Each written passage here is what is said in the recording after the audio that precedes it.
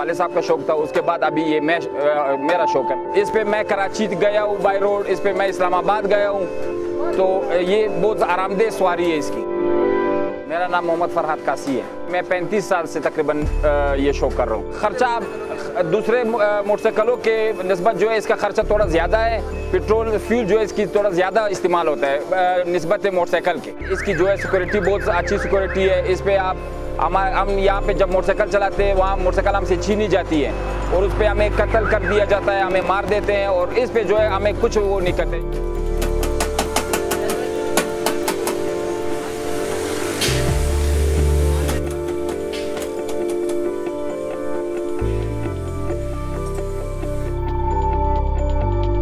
Scooter बनाता हूँ, बाहर बेचता हूँ, इधर वाले लोग भी बनाते हैं, बहुत शौक़ करते हैं इसका।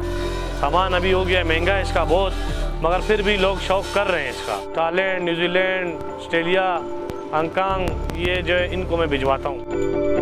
रेले, SS 64 ये गाड़ियाँ सर गोरे पसंद करते हैं, मैं उनको बना के देता हूँ।